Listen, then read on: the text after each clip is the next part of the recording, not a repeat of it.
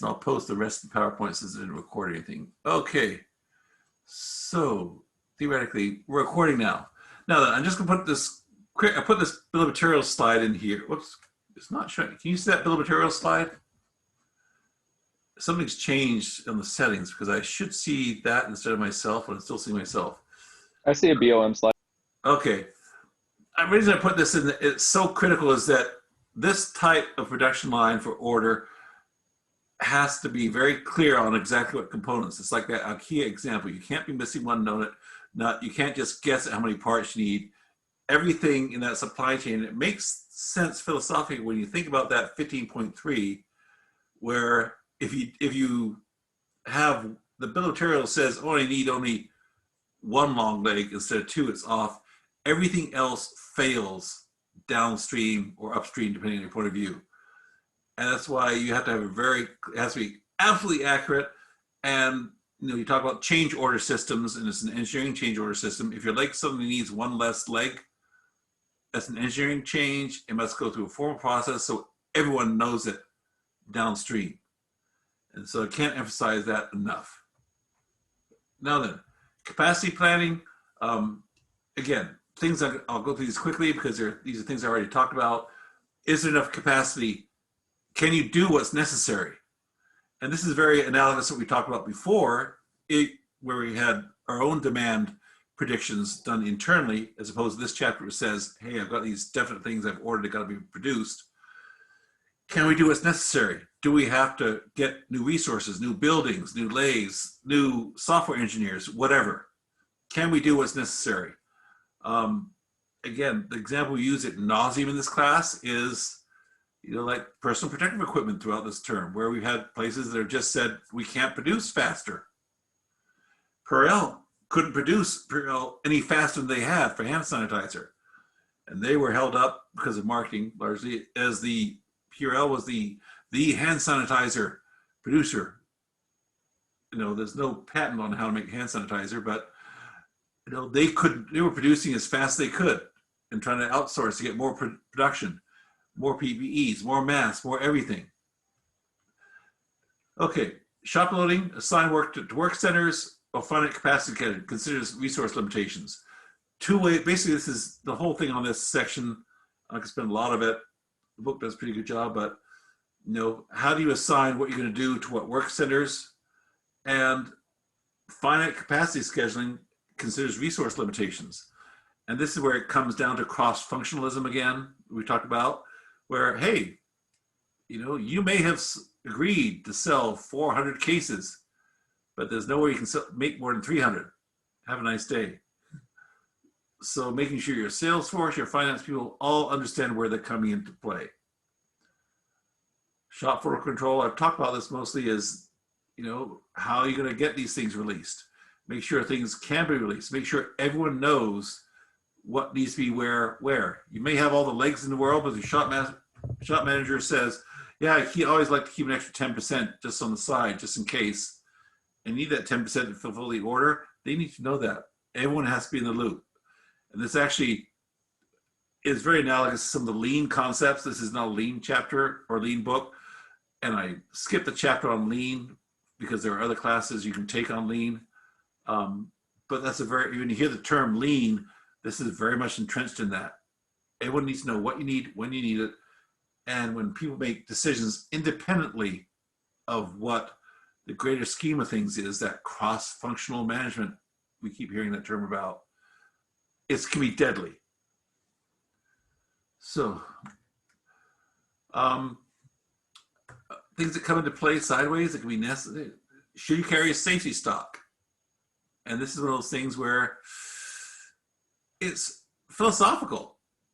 If you are making, hospital grade protective masks, you might wish you had a safety stock over the past 6 months. Again, as I think I've used the example before, where most hospitals only carry about a 2-week supply of this stuff anyway, nationally. And all of a sudden, as a component, when we think about safety masks as in what the manufacturers can supply, but hospitals, that's an element of the table manufacturing, if you want to make operations happen, someone needs open heart surgery, the end component for someone else, which is a mask, a table leg component are the gloves and masks to producing healthcare services. And so, was there a safety stock? People now saying, oh, on both levels, both the manufacturer of the masks and PPE equipment, and the hospitals now saying, gosh, I wish we had a bigger safety stock. Now, it's nice to be brilliant retroactively, but now it's a lot of people second guessing how much should they keep? What should they have over what their normal operations would require?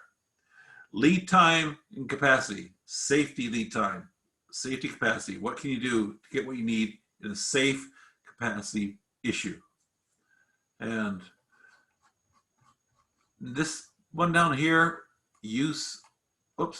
back up. Upstream to give suppliers visibility into scheduling. And this last one, which is just a blurb, the book mentions a couple of times, but it's both a management philosophy and a efficacy from a manufacturing standpoint. And this is where that commercial from UPS comes in, where I said UPS is happy to get as deeply involved in your company as possible. And you give your suppliers access to your manufacturing requirements. And so they can know, okay, I've got to supply you this by that. I've got these orders. And this is where, depending on your level of, and I use this not as a degradation, but paranoia, if you will, the more information you give to your suppliers, the more information they may have, and your suppliers may be other people's suppliers. So how much do you trust your supplier? But the more information they have about what you need to do, what your orders are coming down through and who they're coming from, the more your suppliers can work with you to make sure you have what you need down the line. But if you're one of those, James Bondian industrial espionage people, how much do you want your suppliers to know about what you're doing and who you're selling to? How much do you trust them? And this is a real issue in corporate governance about how much do you trust your suppliers. If you're going to give them, and we're going to talk a little bit in 6 slides about enterprise management systems, about how much do you want to spread all the information you have to everyone else. It makes you be able to meet your deadlines really nicely because your suppliers that are supplying you with whatever you need, cloth to make masks, they have to get things from their suppliers. And so they can then do their download. Maybe your supplier is making the table legs that you need to have so you can add them to your completed table component for the leg component that you can add to the tables. Well, they need to know what you're ordering so they can supply you with what they have, but it does surrender a little bit of autonomy as far as what you're doing. Can it work brilliantly? Yes. But you have to be able to trust the vendors you're working with. And I'll leave that up in the air. That can be further discussed in a management course. And in my ethics course, we talk about that. But just keep in mind that there are integrated systems that will let all this software manage all levels, but also involve your suppliers as well. So for a system, what do you need? Planning. Who knew? You have to plan. We've been doing that all term. IT support. Oh my goodness. Do we have anyone here that's getting major related to IT? I'm being facetious, but IT support. And again, we had a lot of people here who are majors in IT security. Upstream suppliers, visibility to your schedules. How much do you want to give them? Now then, user knowledge at all levels of the firm. This last one, accurate data, we've talked about before, management support. If management's not going to back you, why bother? But this is one of the key things and one of the reasons why this course is not elective for a lot of people, because you need to have an understanding about why these questions that we're trying to answer through each chapter here are important and why your boss may be coming to you and saying, hey, I need this, and I need it now. The FedEx commercial, I need it now, or I'm out of business. Oh, and you didn't supply it. It's important to know where you fit in the framework of things whether you're designing software or making legs, so you can figure out where you are in that scheme. And it comes down again to that cross-functional aspect, and highly important in lean. Then when in the hospital systems, when we have lean, and I was trying to do this a little bit at a previous person who did it very badly, or employer, so who shall remain nameless, but I got shocked when I was doing I used to negotiate contracts between healthcare systems and insurance companies. And I started involving the business office, meaning the people that write checks and bill people. And I started involving nursing and other care managers involved in the conversation about what we think and how many we're going to do what we want. And it put some shockwaves in this company where, why are you talking to these clinical people? They don't have anything to do with billing. Yes, but how they fill out their orders, how they fill out their claim forms, how this all impact how we deliver and how we get paid and revenue and things like that. So no matter what thing you are, use knowledge at all levels of the firm about what we're doing and what we're trying to do. I can't overemphasize it enough. Now then, last few slides. Enterprise Resource Planning, ERP. What's an ERP? Well, you can read the slide, that's an ERP. But standardizations throughout the firm, that's what these systems that the chapter keeps hinting at. Almost in every section it refers to some form of software that will do all this magically for you. And it says it's only as magical as what you can feed it and your understanding what it's asking you for. And that's the key thing, that if you take away from this chapter or understand where you stand in whatever you do in life and the functions we're talking about to produce whatever widget your organization produces. So common database, but standardized throughout the firm. Your accounting systems, human resource planning, payrolls, good systems will do all of this. My editorial on this is that, again, systems are only as good as the amount of information you give them. These systems will tell you exactly how many people you need to hire for what and when. There is a human element that cannot be underestimated when you turn yourself over to some of these integrated systems. And that tends to affect things like changeover, meaning how fast people quit, and other things. So when it comes to human resources and payroll transactions, absolutely. Finance wants to know about that, just like accounting and control systems do. Because when you're ordering inventory and you've got these systems in place, they're going to account for all those things on the table 15.3. Everything of those affects cash flow and accounting and ordering something and paying for something. And that's why these integrated systems and understanding everything that's going on in healthcare, the example you used, I was amazed in every organization I ever worked for in healthcare, how few people in finance and accounting ever saw a claim form. And they would complain about not having this information they needed to get certain transactions done, and they didn't even know what to ask for. And I use that example where you might be the person in the front office who does great financial planning and is in IT and does all great security, and you can't understand why someone needs to know what a table leg looks like. And that's the type of thing. Don't underestimate that cross-functional understanding. And that's where some of these integrated systems can fall apart, because they're only as good as the people using them, which is why you need to understand what you're doing and how it fits into one of these automated systems. ERP. All right, one last video to make you all laugh, I hope. Oh, it's 3 minutes long.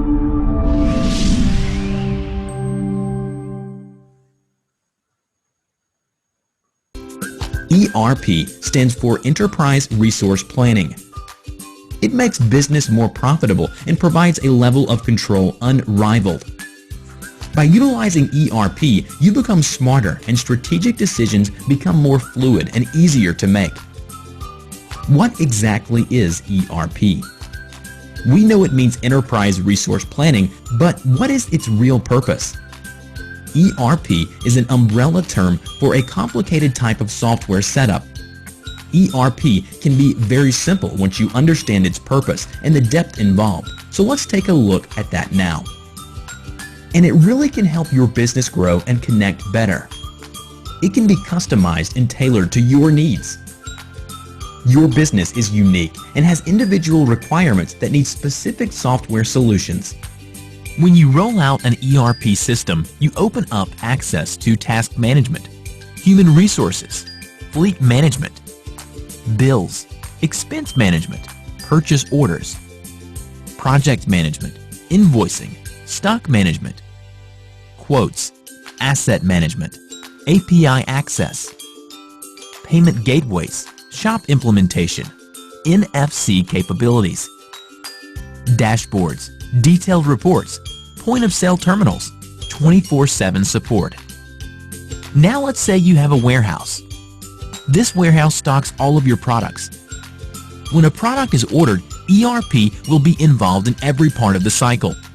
It will automatically schedule delivery and arrange who should prepare the product. Then provide monitoring in transit through fleet management and even replenish that product all automatically. Feel we didn't mention a feature? No problem, it can be customized. Need fields adding, editing, or removing? No problem, done. Find that the ERP system isn't taking your company's language? No problem, changed. ERP has advanced. It can be controlled over the web, on your mobile, all at really affordable costs. No need for any more tedious desktop installation and time-consuming upgrades. Our ERP system works in the cloud. With ERP FM, we enable company owners to see their business when they can't physically be at their business. We bring the ability to merge multiple components into one system, giving back the control over a company's future. There really is no other choice when it comes to software for your business.